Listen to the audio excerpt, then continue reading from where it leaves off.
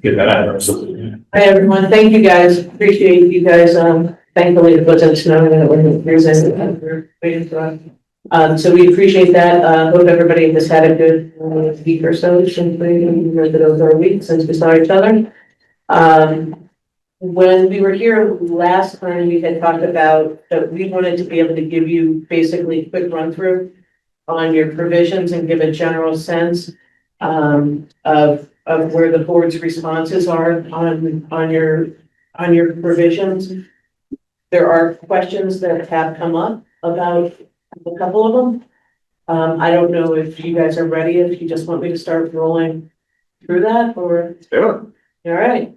I'm going to start with teachers, and that really is not indicative of anything, but it's the one that I wrote the most on. So,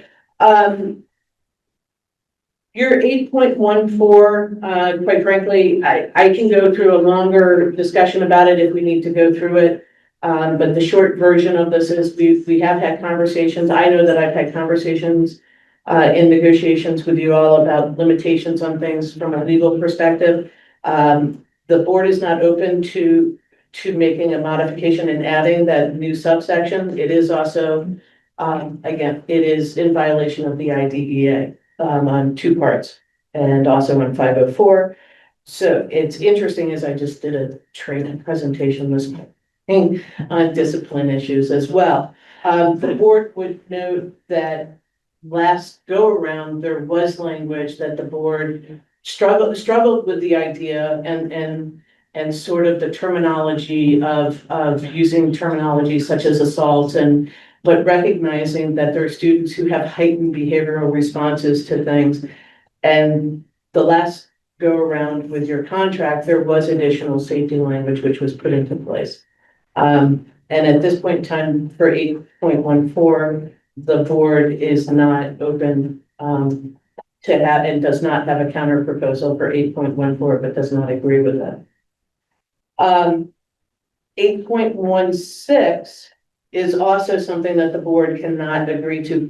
There are a lot of different, when I say there are a lot, there are several reasons that pop into this, which is the boards have already done the work and have looked into whether or not they were willing to do intra-district choice. And the board has decided that they were not willing to do intra-district choice except for very, very limited circumstances, I believe. And this is, of course, at the elementary board level.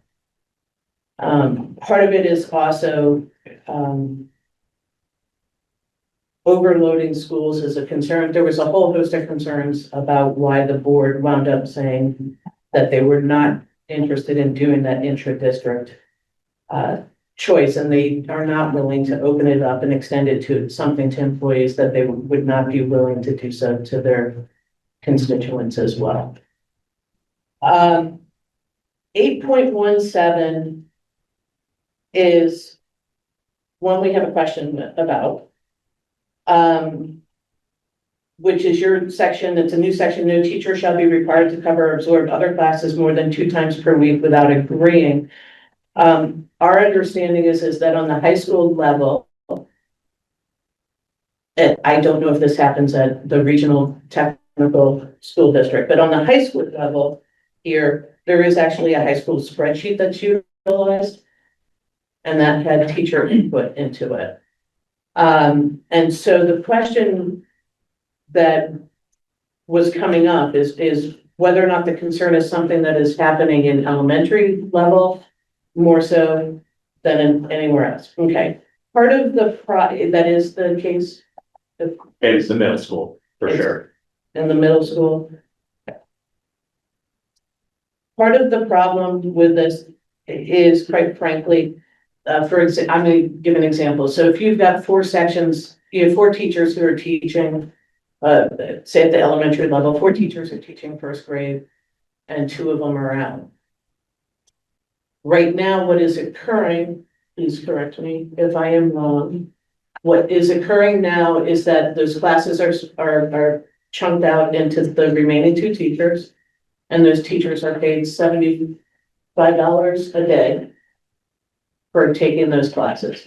not part of the contract with the $75, but there is the payment with that. Because there is a recognition that they're having that. The problem is about doing a strict no. Is what would we do with the students and how would there be coverage? As you all are very aware of, there is a lack of substitutes. There's a lack of the ability to coverage for kids. And so at this point, this is not something that the board thinks that they can do a strict no on. I think that if we need to have a conversation, a further conversation about concerns about coverage, then I think maybe we need to have that conversation. But doing a strict response of no, I can only do it two times a week, that is not something that the board can agree to.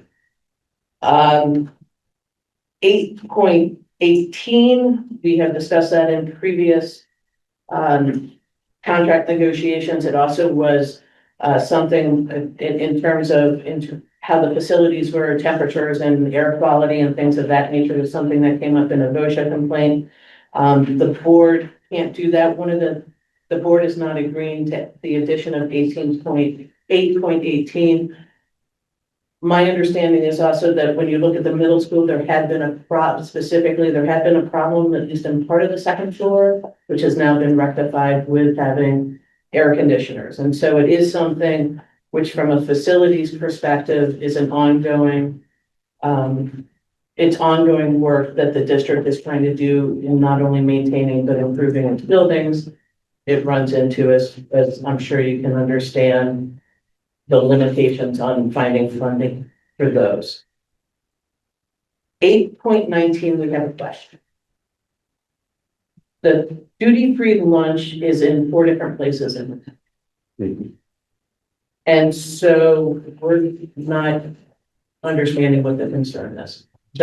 So primarily, there are still people like school nurses who are finding themselves without duty-free lunch, 30 minutes, they're working through it. This has been, from almost all of the nurses that we've talked to, which is problematic.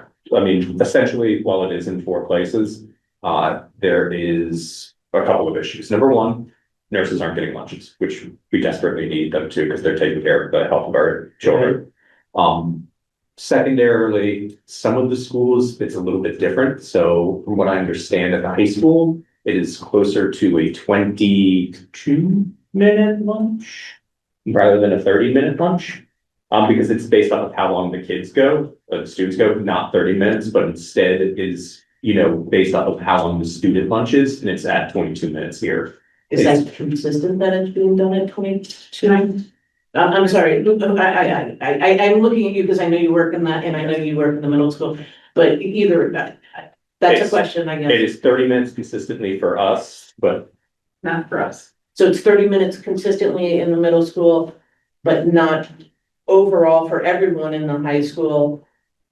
It is not consistent. It's 22 minutes is what you're saying. Yeah, because the contract currently says that our lunches will be equal to a student's lunch. Okay, so you're getting the 22 minutes because that's what the students are getting. But even with that provision in there, that getting what the student would get, you're gonna tell me that your school nurses aren't getting the 22 minutes in your building and they're not getting the 30 minutes in your building. And at the elementary school, they're not getting their lunch either.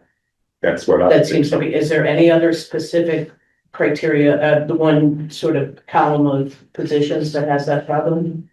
That's the most common one that I've heard, but it's essentially, yes, that those are the ones that we specifically have problems with, and then the high school being at 22. Okay, so that's how long the student lunch is 22 right now with how your blocks and your calendars get. Okay. Sure. All right, so it doesn't matter where the nurses are, it's across the board in every building, pretty much. You have elementary, middle school, and high school, and, okay. All right. So one of the things, we're gonna have a conversation about that. One of the things I also, you're gonna hear come out of my mouth, so I might as well tell you right now, is that there is a meeting with the building administrators on Tuesday. So I think they're things that we need to take and have that sort of discussion with them as well about what's going on. That's interesting. We need to talk about them. Okay. So we'll put that on the list of having a conversation with them. 8.20, how frequently is this happening? So we brought this up last year, as you, Yeah, that's right. about 2 years ago. And the board clearly expressed concern over it, did not want it happening. And, with me being as vague as humanly possible to avoid like looking like I'm criticizing anyone, which I don't wish to do. It is happening and there are direct results of people quitting positions, moving it is happening. And with very real results and, multiple over the past couple of years. Okay, so then we need to have a conversation, I think, about how to address that outside of putting it in the contract. It's not necessarily from the board's perspective, something which would go in the contract. There is a contract that administrators have, and it's a supervision and evaluation issue of administrators. Whether or not it's a building principal or if it is, another, we consider directors, like administrators, I guess. So, at that level, it is something that I think we should probably have an offline conversation about. And it is also something that in, your association has meetings, I believe, with the superintendent, and that is also something that it should be brought up. And, You wouldn't feel it's a working condition. so I think it is concerning. I want to make sure that I'm not happy to hear that there still is an ongoing concern, and I don't think the board is happy to hear that there's an ongoing concern, which is why they had a question about it. But it is an issue of supervision and evaluation of those administrators. And that is not appropriate within your collective bargaining agreement. It's appropriate with how we manage out the administrators. So I think that's something we need to have a conversation, follow-up conversation with that as well. 10.6, we understand what it is. We're still reviewing that and whether or not it is feasible.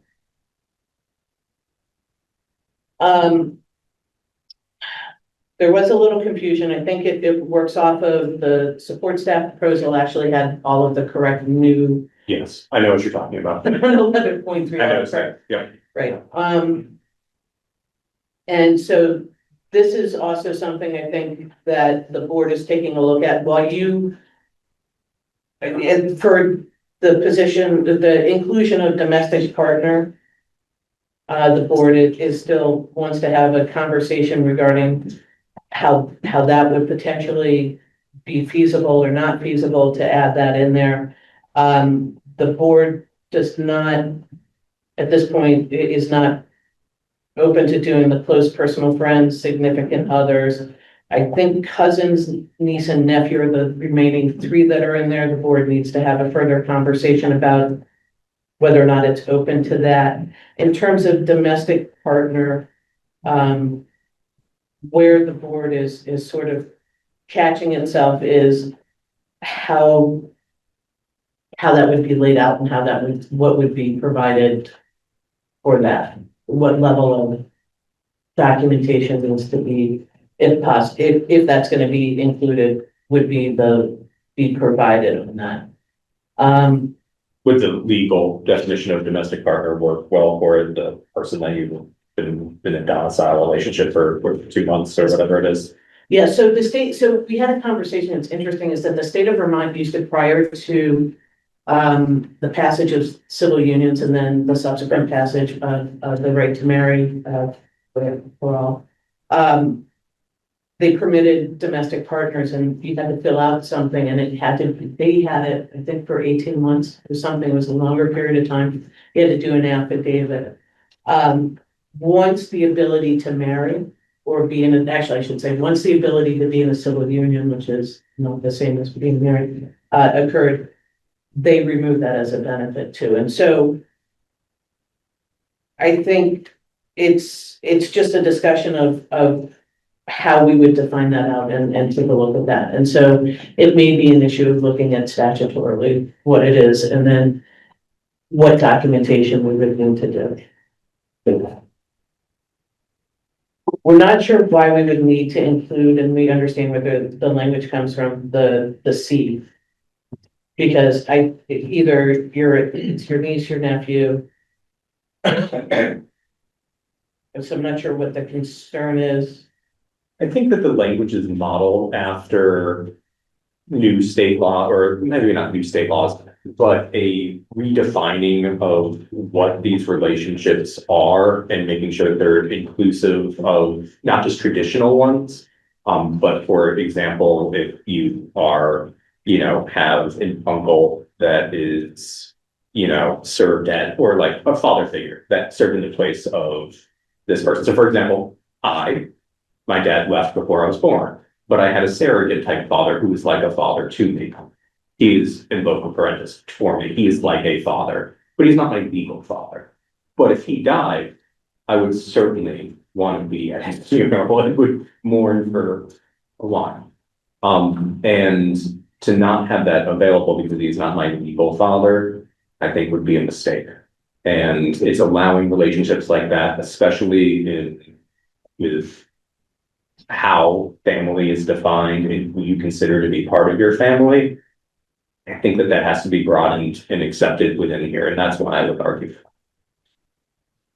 Thank you for that. So I guess one of the things that I should point out, what the board is contemplating is if you look at at what the absences were, just looking at last year, there was approximately about a little bit over 2 years of absences, which were for bereavement leave. I think there was about 400 days that were utilized last year for bereavement leave. That does have a cost to it. What the state law provides is to be able to take those days, but it doesn't provide payment for those days. So the request here does have a cost, and that's something that I think the board, we talk about this all the time, right? Every time we negotiate, is that the board looks at those items that does have a cost and that impacts on what is contemplated in terms of what would be a wage offer and or an ability to settle out on a wage. We struggle, quite frankly, knowing sometimes, and I'm going to just bring it up now for you to contemplate. We struggle because the board has the goal and believes strongly in the fact that on your wage scale that there is an importance of being able to attract new younger staff. And so deployment of dollars from the board's perspective is, there's a priority more so from the board's perspective, or an inclination, I should say, from the board's perspective, maybe it's a priority, to contemplate that doing so on wages is a better deployment of dollars than necessarily some of these additional costs that you're seeking as additional benefits. But we also don't know what's important, like your priorities in terms of with the benefits. It would be beneficial for us if we could have that conversation, if you thought that we could have a conversation and you could highlight with us, and if you thought that was something within the negotiation, we could have a conversation about what the priority is for you all. But I put that out there because the board does look at these things and say, okay, so some of these are going to have to leave for when we're talking about money issues, because they are also money issues. That gets us to that paid family medical leave. The board is interested in the idea of that. But at the same time, paying for that insurance has a cost, right? Is a benefit. We're intrigued by that benefit. We think it could be a good benefit.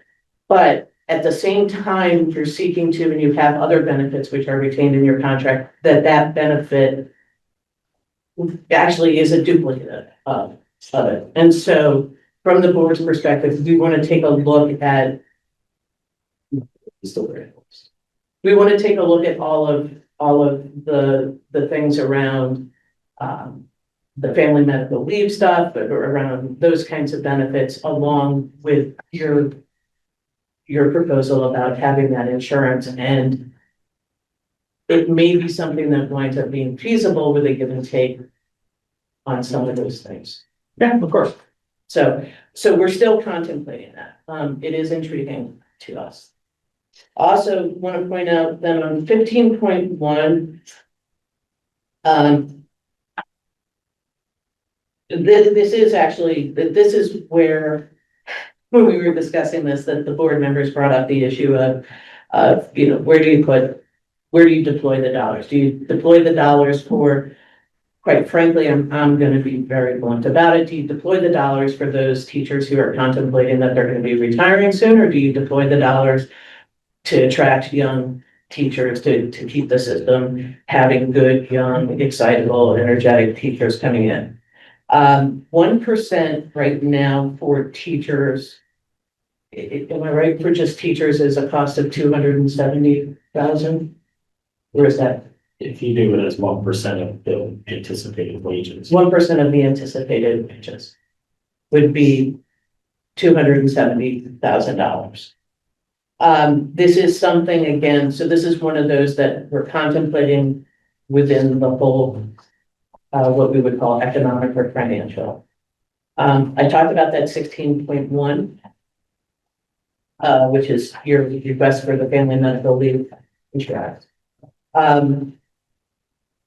I'm gonna, again, not pull any punches and be very blunt about the stipend issue. So the point of giving a stipend, if you give the stipend for in lieu of, is that not only do employees get something out of it, but the employer would save something. Right now, it's not anything which would be feasible for a savings for the employer. There would have to be approximately 30 people who are taking the health insurance right now who would have to stop taking. And I don't think that there are going to be 30 people who are going to be like, let's stop taking the health insurance, honestly. There's a portion of the support staff that does not, regardless of health insurance being offered to them, does not take it. And all this would be a $4,000 increase for that. So for 16.7, that is not a feasible financial position for the board to take. 19.1, right now, if you save all of your days and you retire, it's $10,800 that you get. We're open to having a conversation and contemplating raising the rate, but it does obviously have a cost. You're asking to double that cost for each employee who, for us, you're asking to double that cost. It is one of those financial things that put into the bucket with the financial issue. 21.2, the board is actually very interested in doing this. I know we've tried to in the past come to an agreement, various different ways of doing it. We would need to have a pretty good discussion about how we would structure it for those people who don't make the grade, don't finish the course, and how that would happen. But the board is open to the idea of doing the prepay for that. But that is also maybe the total. Is that what the conference is in the summer? Just making sure it ties to the existing. Right. The language. That it ties to the existing language and dollar amounts that we need to make sure of that part. Thank you. The 22.3, we recognize that the first 3 days of a workplace injury, it can be unpaid in some instances. there's sick bank, there's your own time in doing it. So the board is not inclined at this point to do 22.3.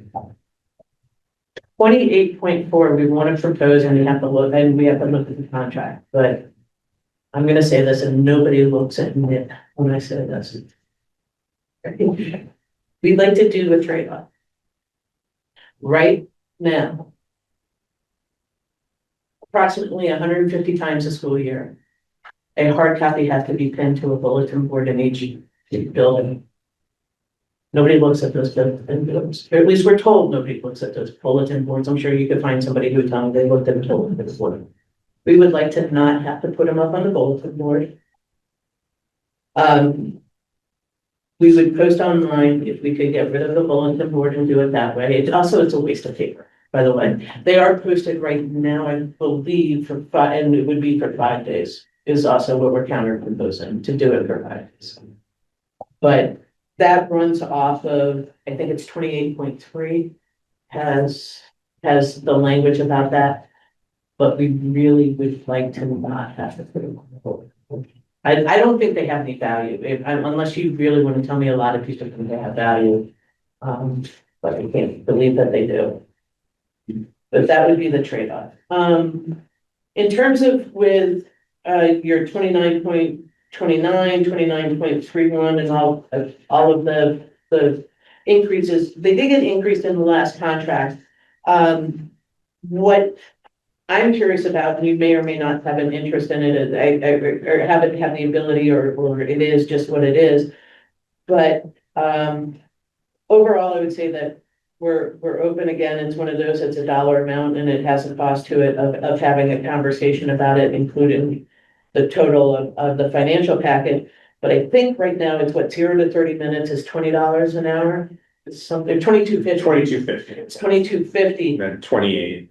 Yeah, and then all of a sudden your percentages went, So right now, wicked high. it is, each minute is different that you sub. So for example, if I sub for the first 30 minutes, I'm getting a certain rate. The next 15, I'm getting a different rate. Because, for example, we work 42 minutes, and if we work 3 more minutes, I'd be making more. I actually propose a change where we get rid of all of this. And I came up with this afterwards, and I Okay, apologize. no, that's fine. But I think you will enjoy this change. I probably will if it makes it cleaner. It's so clean. Does it make it? We get rid of all of this. We come up with an hourly rate. We divide that rate by 60, and then you get paid for each minute that you sub. Every minute will be exactly the same, no matter what school you're at. We get rid of all of these things, and we have a nice tidy formula. It's almost like a lawyer if you wanted to do it by 6-minute increments, but hey, It seems clean. as and nice. the, And accurate. I think let's contemplate that may make a lot more sense than, because we literally looked at it and I was like, wait, it went from 22.50 to 25. Oh, okay, and then I was like, wait a minute, then the next percentage is like that, and then the next percentage is like that. And so, yeah, why don't we figure, do you want to do you have a proposal you think you want to? I do. Perfect, that's awesome. We will 100% be interested in taking a look at on a 71-page contract. I will have it printed out, brought when we read it. Oh, I awesome. already have it. Yeah, we would like a 71-page contract with the last. Probably. Complex. 29.4, I'm gonna break your heart, but this is an issue right now. There are multiple places that send kids, right? I think Bennington, Rutland, there are others. This is an issue right now. There is a committee that is dealing with it. It's a regional calendar issue. My understanding is also on that committee, there is, correct me if I'm wrong, there is representation from teachers. Yes, from the association on the committee that talks with that. So the calendar issue is a regional issue that isn't a contractual issue in terms of having doing it that way. And so it has to be something that's going to work across the districts that deal with this. Right, which is, I think, what we're essentially asking is just that when they come to that resolution that we agree on that calendar and we just follow it. I think that's the ultimate goal. If you have a rewording that follows that, that's all we're looking for. It's just that ultimately, when that regional calendar is decided and everyone agrees to it, that we just follow along with it. That's the ask. If the wording is not saying that, let's rework it. But yeah, that's all it is. It's just that we are in compliance with that regional calendar. So we're in agreement. I think it was just a wording misunderstanding perhaps. We can talk, Cool. we can talk. 29.6, as I'm sure you're not gonna be surprised, the board and the administration holds in-service days dearly and is not, I can do more, is not open to your proposed change of the minimum of 3 teacher directed in-service days must occur before the first day of school with students in attendance. But the number of days would it shift?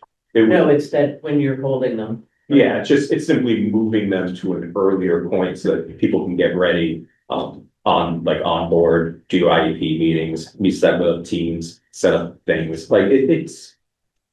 Our memberships have spoken at length about this, about especially specific at elementary schools. That there's a lot to do at the beginning of the year and not a lot of time to do it. And this is simply trying to not get rid of any in-service days. There's no change. Remember last time, Right. there's all sorts of wonky rearranging of math, nothing like that. It's simply redistributing the days towards the beginning so that people can be ready for the year and be ready to go in the classroom and hit it running instead of feeling like they're behind initially. So no change in the amount of days at all, just redistributing it to earlier. Last year, there was a lot at the end when most of us don't need it. And it's simply moving it to earlier. I can. Yeah, if you want. Yeah, so, we have a calendar committee that has met twice. We had a constructive meeting this week.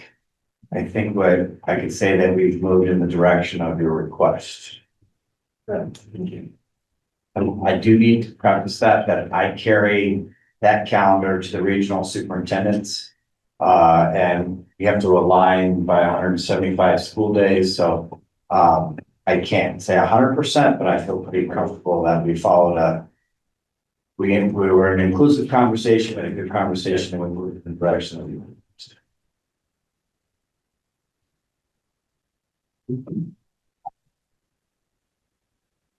Can I ask something? But yeah, sure. So I think, because we're moving that direction, is that something we can maybe lock it in, so if Tim is not our superintendent and we have somebody else come in, it's in there so that that continues? So, yeah, What are you suggesting to lock in? I feel like I'm having my boxes packed as the answer to the question. I think we're just saying that, yes, we are moving in that direction for the next calendar year. But the previous superintendent didn't do it this way, so if we get a different superintendent in, we want to make sure it's in the contract so that it continues going in that direction. Somebody doesn't have the liberty to change it. I'm fine with that. I mean, I think we, at the tech center, Meg and I have had conversations for the last 2 years in a previous role, and we said, oh, calendar committee, what's that look like? So, is yeah, that something we wanna, yeah, we can absolutely discuss that. I Yeah. do want to be really clear with folks. For those of you who aren't following Act 73 as closely as I am, that potentially the 26-27 school year may be the last one that is decided lower date. As far as starting, I mean, we may still need to have a piece of when we spend to push on professional learning days. But the statewide calendar is slated for 27-28. So, and that's easier to do than the maps, just lately. I say that tongue in cheek, if you yeah. have schools that are like Mount Abraham Union in Bristol. And then right over the line into Chittenden, their days are, they oppose on some of the days, so. I see that very much. I'm not opposed, Jen, to putting it in there, like the expectation is that a committee that represents the community. We had the tech was there, association was, that was all on purpose. We have representation at the elementary level and the high school level. So I'm not opposed to that. But I just want to be clear, folks, I'm not trying to end run. We may all be overruled and say, there's your calendar, have a good one. Obviously, we will adjust based off of state law in changing, anything that, with Act 73 should have continued. Obviously, some changes, but, we also have to say it could very well collapse and still have good policies that help, teachers teach and kids learn. I think this is one that would do that with no cost whatsoever. And it's just a redistribution that I think would help everybody. This is the one of moving the in-service date, Okay. the 3 to. Yes. I think just for my learning process, those days you are doing professional development, you're not doing things of necessarily 100% of like setting up your classroom. Some of it may be setting up your classroom. So It's all professional development, right? right now, we have 2 days as it stands, Right. where you come in and your day is pretty much booked for you and could be entirely booked. So if you are, as you were saying, trying to lure in young new workers, they will come in and have 0.0 minutes to set up their class or learn about Infinite Campus or learn how to set up their grade book. And when I say that, I mean that because I was one of those people and thankfully I had many years of experience. But coming into the district is learning new systems, setting things up, meeting your colleagues. It's all an essential part, especially with some of our teaming that we do within the district. It's important and it takes time to get things set up right. And learn all the systems. And right now there is none of that for anyone because there are quite programs. I mean, while we're not all meeting in the blue chairs anymore, to hear a rousing speech, which Mr. Payne is a wonderful speaker and I would love to hear. Sure. At the same time, it would be ideal for people to have at minimum that time to set up all that stuff, to look at their IEPs, to get their 504s in place. Right now, just for compliance sake, a lot of that doesn't happen either, simply because there's not enough time to get all that before the kids hit right away. And so having these 3 days, I think, allows everybody to get prepared so that they can start the year. So I think we can, thank you. I wanted to understand it for me. Here's the other one I want to understand. How many people have mentees? Do you know roughly? A lot. I know I had a lot. And are they official, and when we're talking about mentees, are all of them officially Yeah. appointed to you? So we're only referring to official. A Okay. lot of us, look, any experienced teacher that has someone else coming in, that has anyone coming to the school, we're gonna greet them, we're gonna give them what they need. And I work for free all the time to do that, as everyone else does. What we're talking about is the official mentor-mentee program, Mhm. where you dedicate, and it is the worst deal in the business. It takes, no exaggeration, well over 100, 200 hours, because you're meeting multiple times, especially with a new teacher, which is what you were talking about before. That would be at minimum 6 hours a week, all year. It's a lot, and that's not the official thing that you're supposed to do. That's how long it actually takes, though, because you're constantly checking in, you're going over plans with them, you're answering things. And so right now you're paid $2 an hour, maybe. It's not, yes, on top of everything, but it is an onerous thing, an important thing. It's one that many of us do for free for other people, but we're talking about are those official mentor-mentees. Okay. And I wouldn't be able to tell you the exact number, and Nick would be Do better. you, okay, but do you get appointed to, or just one? Some people do get 2, and so that's why we have to be clear, and it is double the work because you're meeting with them just as much. It's not like you're doing everything all at the same time. And so while it's uncommon, but certainly does happen. All of us know someone who's done that before. Okay, so sometimes it does go to 2. I have two. Yeah, and how long are you acting in the official capacity as a? When full school, That's the agreement that you do when you say, yeah, I'll do it, is for the full school. or when you're told that you'll do it, and then you show up and you're like, well, yes, but yes. Okay. I will say this, so the board is open to modifying that, wanted to understand how it is, wants to understand what the parameters are, wants to understand where we can go with that. Part of why the board is and we need to do a counter offer. Part of why the board is open to it, we also look to see how long it had been at that rate, and it has been at that rate for quite some time, as far as Nick could figure out for us. So open to doing it, but wanted to know whether or not it was more than one individual, how long it lasted, and what the time. When we took a look at the areas for those improvements, and so water segment stuff older budget, some of them have been 30 years, 40 years without being touched from what I'm told. I haven't been here that long, so I cannot attest for that. But these are numbers that were fabulous in 1984 when I was born. And though I look terrible. So, because I teach, but if I'll be here all week. Yeah. I think that those are old and they do need to be updated. It's just, they're not the same that neighboring regions are offer. And when we're looking for competitive, those are the places we've fallen behind other areas. So do you also need to understand this? Do you also, and maybe I should have just asked you guys this, but I'm going to ask them what their understanding is. Do you also mentor for teachers who are not new to the district? Yes. So for people who are not new to the district. Yeah, so explain to me why you were gonna say, oh, yes. All right, so I was not a new teacher. There's many of us who come in with many years of experience and have taught all over the place, but we still were placed in the mentor program. That first year within the district, I had a mentor at the school who I had taught twice as long. Regardless of what you're. Regardless of my previous experience. Okay. And so if you want to realign the program to be for new people, great. Mentors can serve in various things instead of focusing on the nuts and bolts of how to run a classroom. It would be nuts and bolts of the district. So you would align with what the person needs. So for me, they weren't talking about classroom management, things like that, lesson plans. Instead, it was, all right, here's how our systems work. Here's how we, work throughout this building. So it's slightly different. And if that's a change to the program, that's fine.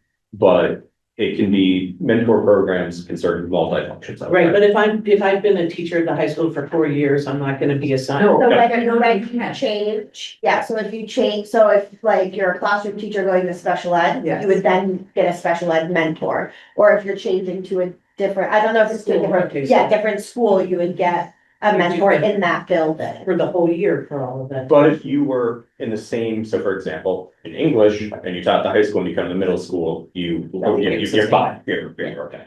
Okay, all right, so we need to figure out the number. You could, if you're English teacher at the high school and middle school, you could get a mentor just to get acclimated to the portions of what the school They has have to to offer. go through the official Yeah. mentoring, But it wouldn't be, yes, I mean, I did when I went from special ed to English.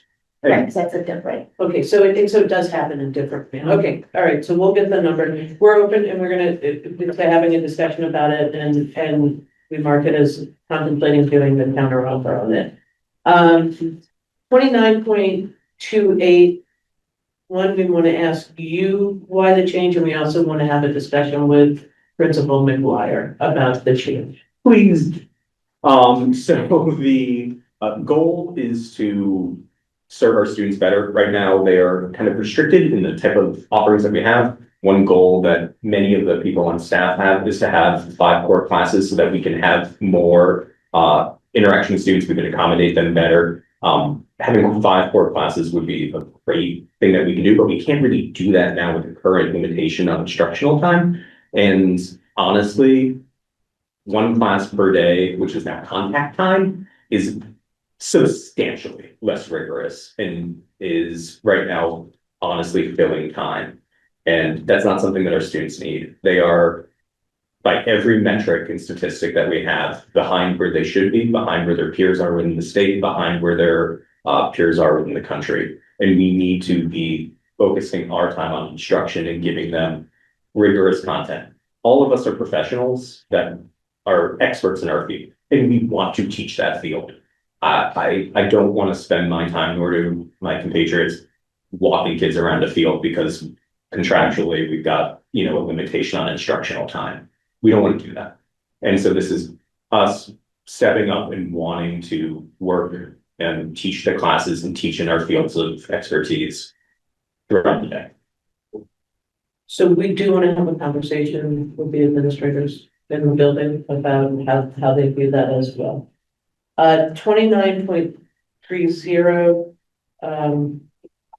we're gonna do a counter proposal. We agree that there has to be some change in how we're doing the calculation.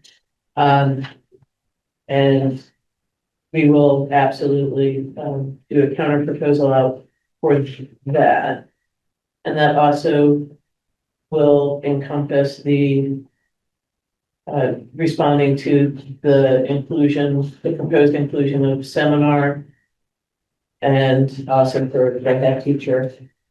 The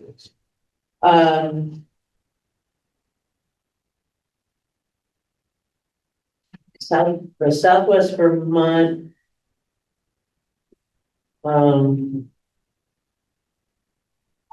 The field trip one that you have in 29.35.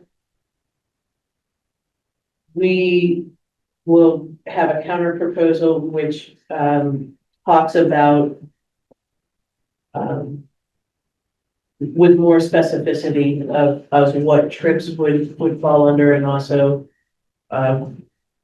in terms of any compensation on that, what that would look like as well. Yeah.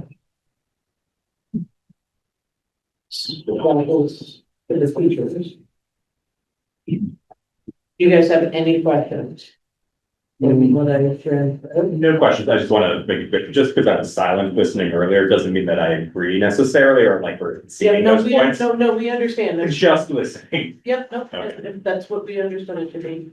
All right, I think you don't need to go specifically off for the same that are the same as for the support staff, right? Anything new? Yeah. Right.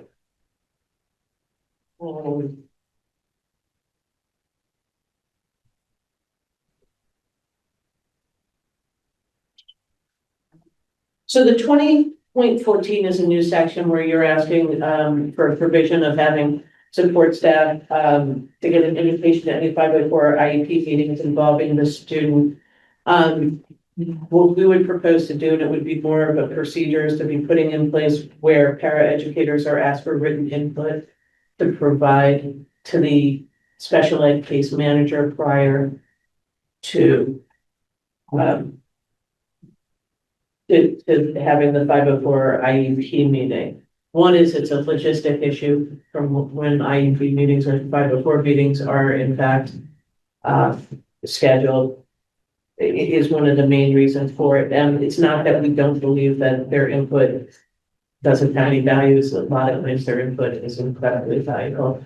But we would contemplate more so doing that as a procedure issue and not a contractual issue. And so that's a further conversation with your association and with the superintendent, as well as bringing in, I think it's the ADs and the director of student services about that, to get the word out on doing that. 20.15.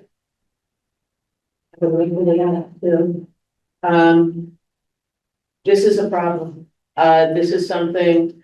This is for the regional tech center, and it's the one about the transportation. The request would create a barrier to students consistently accessing the CTE.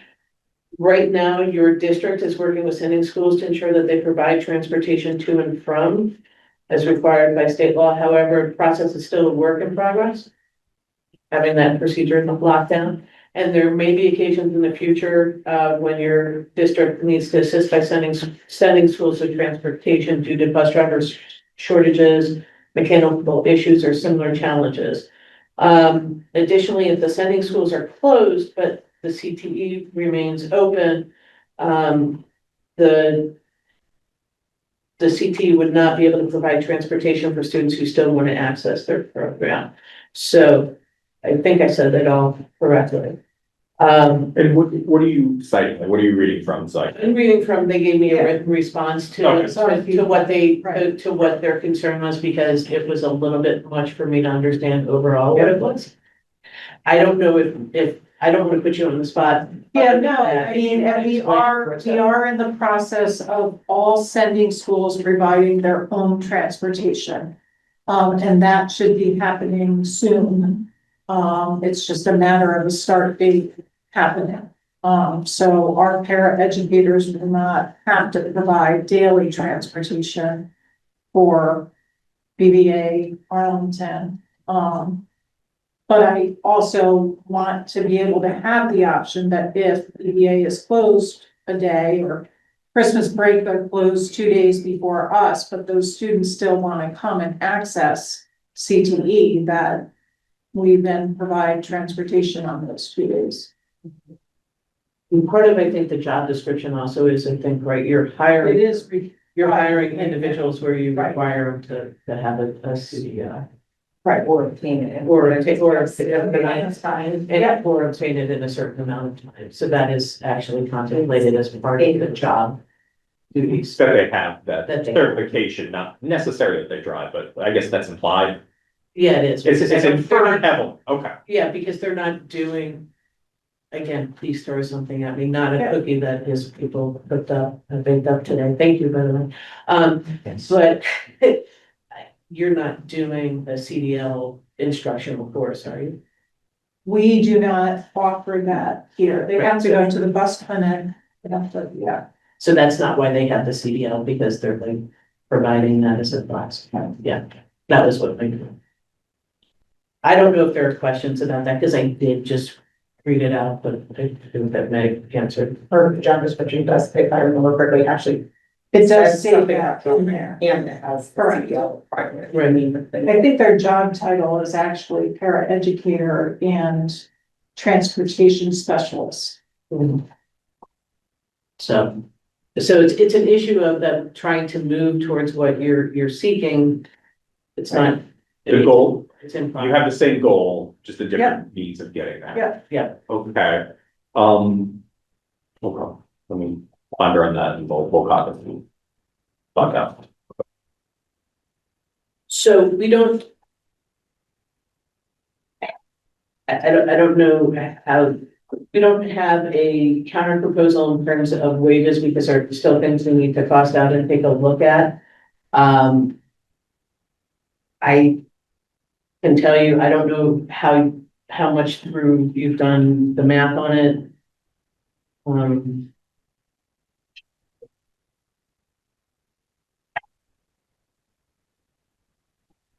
I have it.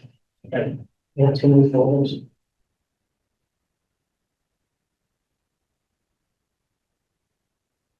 Where did I put it now? With the overall profits?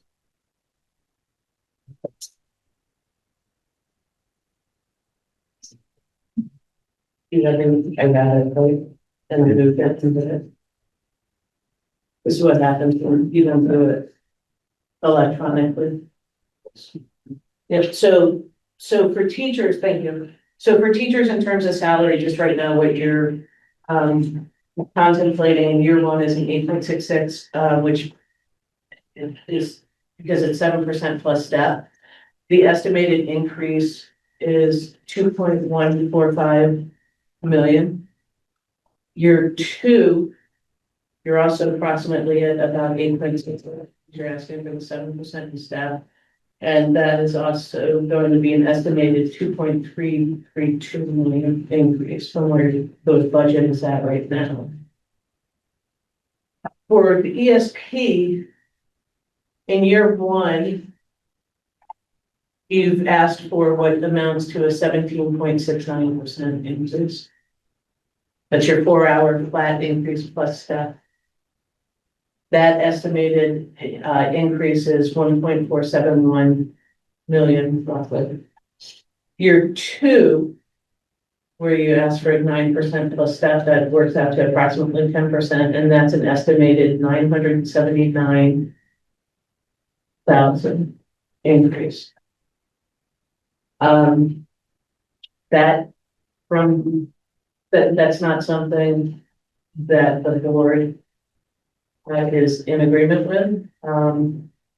As I said, we don't have a counter proposal in terms of that we're still trying to cost out some of what you're asking for here and get a better sense of if we can reach agreement on, if it makes sense to reach agreement on, and then if we do, on that family medical leave insurance and how that impacts on things like sick leave accumulation and sick bank and things of that nature. We do have some proposals that we will provide to you. One of them is, and we'll put it, we will get it to you in writing. One of them is about the pay raise. I did not mistake that, right? What is the date is? Do you want it in what dates you're doing? Anything else? You had told me about the payroll schedule, excuse me. And Nick can explain it to you, but we will give it to you in writing. We don't have a lot of language changes that we're seeking to do. We agree with you on that we have to look at how we're gonna do that payment under the teacher contract for the coverage at time, was it in the 29, the article 29? It was. You have the, like, sort of what the issue is about the payroll schedule that you can explain to them, please. Yeah. But we will put it in writing for you. No, the schedule of the dates when it's paid. Right, so the current language is that in 30.4, this is about the pay schedule, right? The first payment for a work year shall be important regular payday on its payday cycle following the first work day for the year. Every 7 years, we have to shift that back from the first week to the second week. We were hoping to have a conversation about maintaining it at the second week and forward. Because paying on the first week results in all employees being substantially overpaid for the whole balance of the year until they leave. So it leads to a lot of payroll issues towards the middle of the year.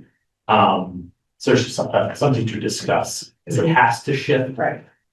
Every 7 years, so there was a conversation about should it just stay at the second week of the year instead of the first week.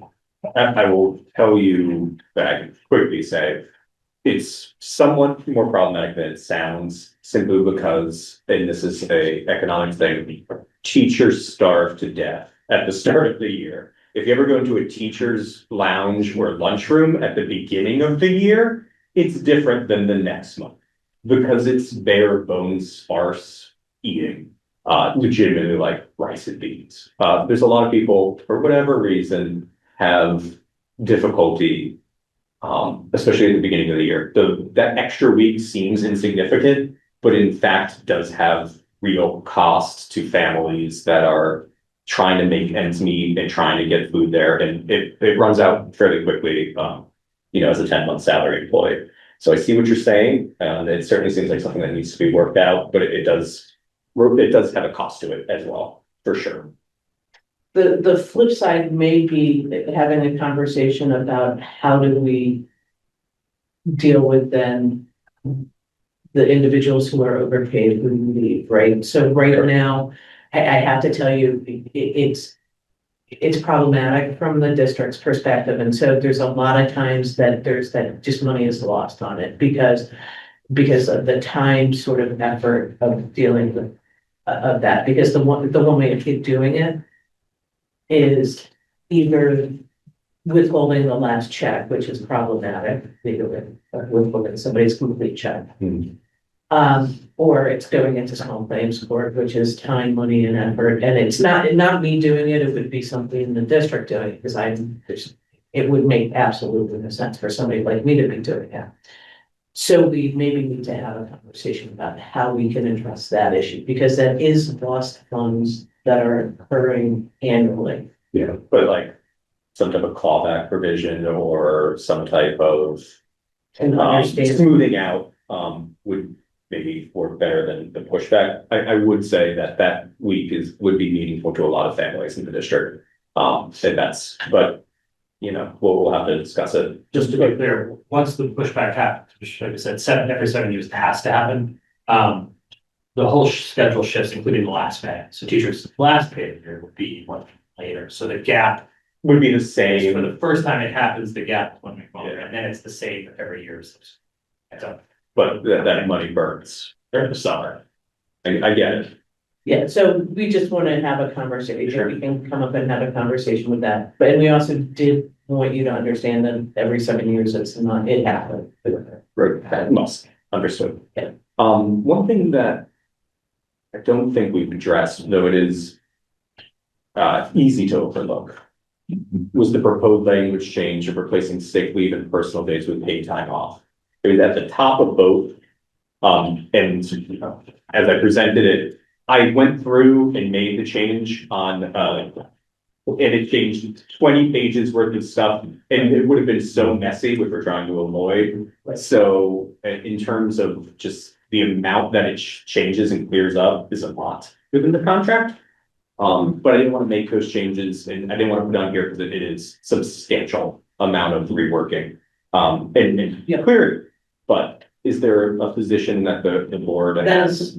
Yeah, that's something that we're still talking about. I can tell you there's only one contract that I'm aware of that has it, and it's the Greater Rutland County Supervisory Union contract has with the combined time off is how they look at it.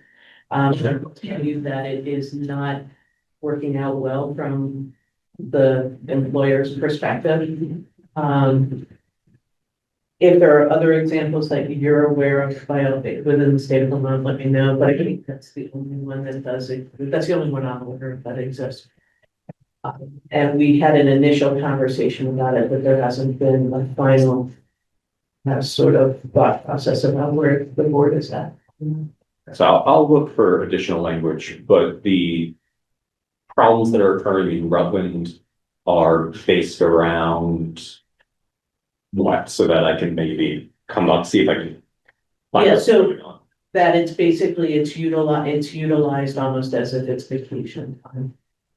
And so that's problematic because I think they also may have language in it, and I would have to look at their contract, James, but I think they have a language which makes it that it just gets you, like, it has to be approved for use, kind of issue, right? And you have language that talks about, what your sick leave is for, and so that does limit what sick leave can be used for. And the CTO, my recollection is it removes that issue. It can be used for anything, basically. I will say this, and we've run initial numbers, and it's not gonna be surprising to you. There are a lot of days that are used by people, and if you're a big unit, right, between all of you guys. And there are a lot of days that are used, and so that, that may open up, I think, there's a concern that may open up a Pandora's box for some people, not for. Because there are people who absolutely 100% are to the T about using it for all of the reasons and not an issue, and there are some people who they get the days and days are gone by October. So, see, and then there's everybody in between.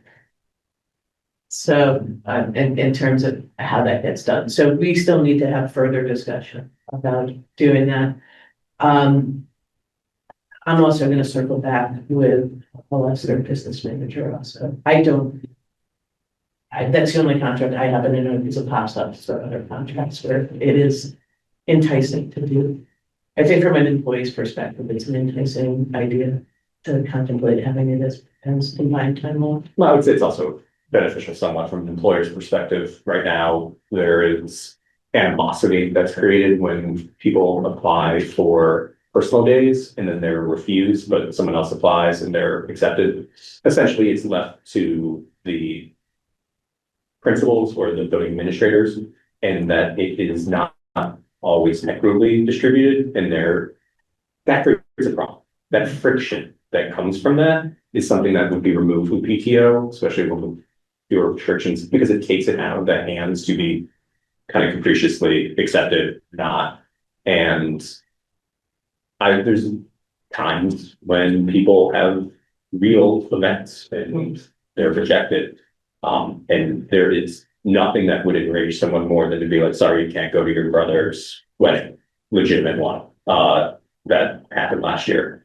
The animosity that one feels towards an employer when that happens, that also has a cost. And so I would say that the employers would also benefit from this in certain ways as well. we're talking about it. But yeah, I'm sorry, I did have it, on the support stuff, I actually knew I was going to start out, I did not.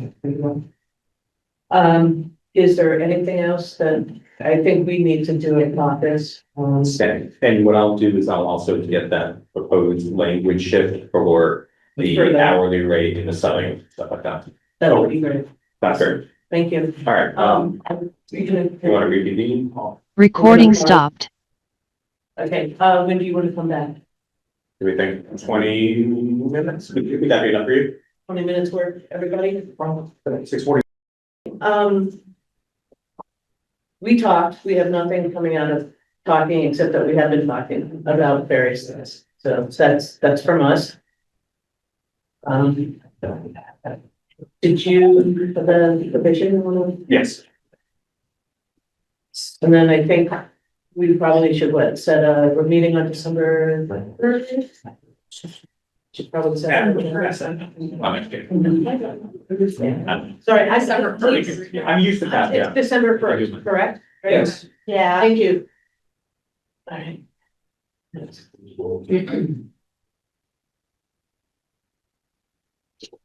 So this is in place of all the random charts. So when you say paid at the hourly rate, So we have a hourly rate for like, that we generally do. So like whatever we agree upon, we'll have to agree upon that hourly rate.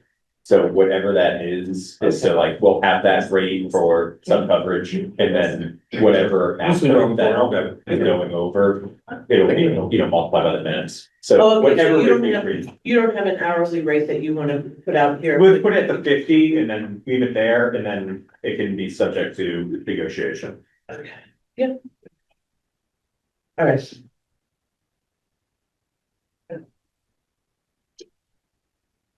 All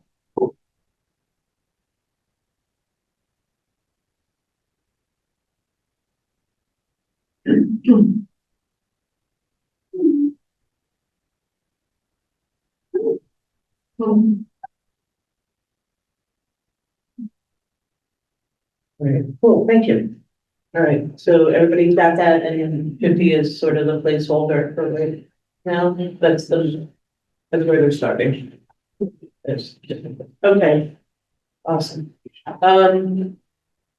One of the things, and I said this to the board because we're trying to do this with you all, actually, not with a lot of puff and smoke and really, really trying not to do it that way. And so one of the things, I said to them, that I'm gonna reach out to Greater Rutland County and see what they believe the issues are, because I'm being told, and I hear it sort of second, third hand, that they have a lot of issues, so I think it would be beneficial if we all sort of, I got it from the horse's mouth, and also, the UNICEF director for up there is Brian Morse, covers it, so I don't know if Megan can talk to Brian about that as well.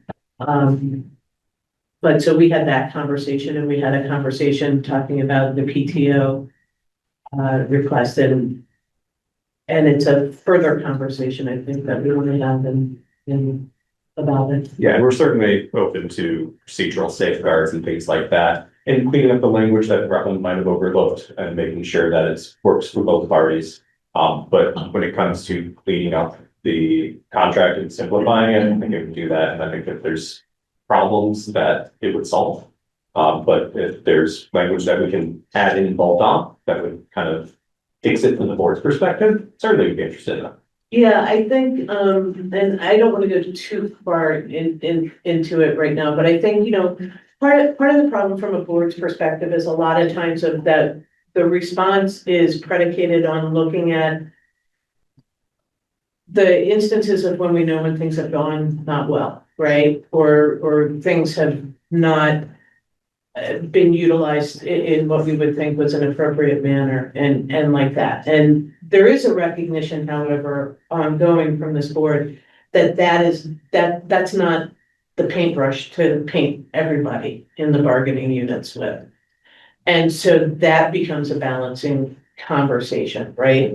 About how do we manage that out? Because quite frankly, and the issues that we're concerned about in terms of what I would classify as misuse potentially of it, not only impact the employer, they also deeply impact on your guys' days too, right?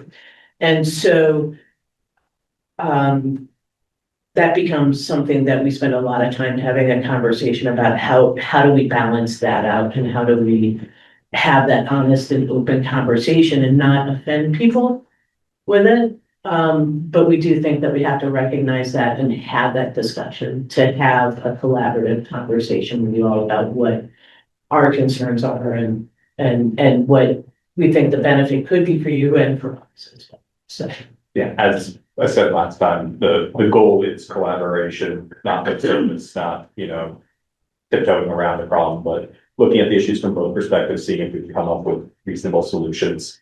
I think we can, that will benefit both parties as legitimately. so I just want to say that. So I want to be very clear in that when I say those things, which are all like, okay, wait a minute, that's not how I use my time. And I know that probably all of you sitting on, I'm not being specific and painting that brush either individually from my mouth to in my belief on all of you in the bargaining unit, nor is that what the board is saying about everybody in the bargaining unit. There is an understanding and a recognition that everybody runs the continuum. So I just want to make sure that that's out there for you all as well. So, do we want to set an agenda for next time? Or is there That would probably be helpful. Okay, so, I think, we should probably, well, I guess, what do you think we should be taking a look at here? So you wanted to prioritize money related things, and we don't have any problem with that. Okay, So I think one of the main things that would be at the top of the agenda is your proposal for the salaries. As a response to ESP and teacher requests, and then understanding that anything that gets salary related, and then be the second agenda item, so other items that have, that the board feels are a cost to them. I would have no problem looking at each one of those in that order.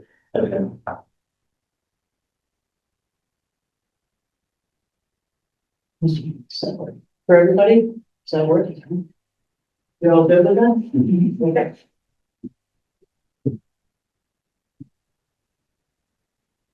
Great.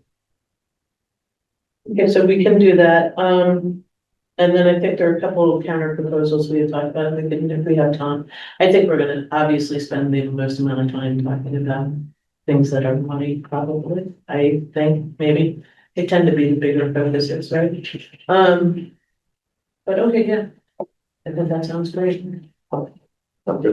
Awesome.